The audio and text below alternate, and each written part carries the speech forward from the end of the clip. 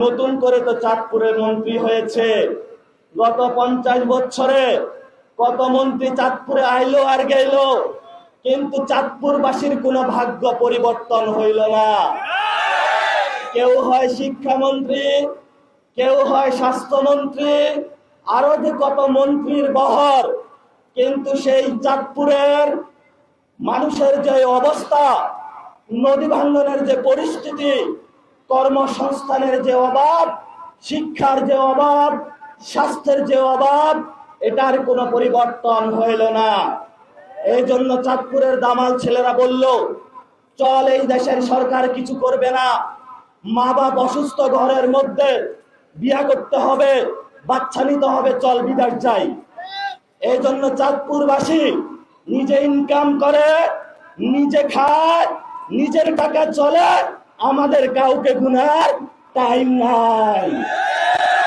আমরা যদি নিজেরে খাই, নিজেরে করি, নিজেরাই হলো চিকিৎসার টাকা দেই, নিজেরাই হলো বাচ্চাদেরকে জন্য শিক্ষার জন্য টাকা দেই, তাইলে বাবা তুমি কোন বাপু? তোমারে যে আমি গুইনা কথা বলবো, তোমারে দিয়েছে ভোট, তুমি যাইয়া করে ইজারাঘাট, তোমারে দিয়েছে ভোট, তুমি যাইয়া হলো নদীতে বালু উত্তোলন করো, তোমাকে দিয়েছে ভোট, তুমি হলো যাইয়া বিভিন্ন জায়গায় চান্দাবাজি করো, দখল করো। এমন বাংলাদেশ আমরা 5 তারিখের পর আর দেখতে চাই নাই। নাসিরউদ্দিন কথা বললে খারাপ হয়ে যায়।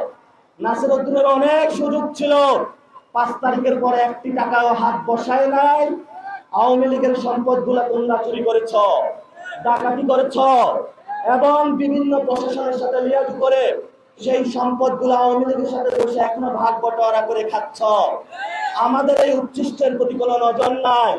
আমরা এক আল্লাহতে বিশ্বাসী, যে আল্লাহ আমাদেরকে প্রতি 5 ওয়াক্ত নামাজে আমরা বলে থাকি তিনি আমাদের পালন কর্তা, আল্লাহ আমাদেরকে খাওয়াইবে, আল্লাহ আমাদেরকে পালন করবে।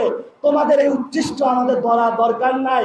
যে উচ্ছিষ্ট তুমি হলো একটা মানুষের গলায় পড়া দিয়ে হলো তার থেকে হলো তার জীবন বাজি রেখে তার সবকিছু তুমি ছিনিয়ে নাও।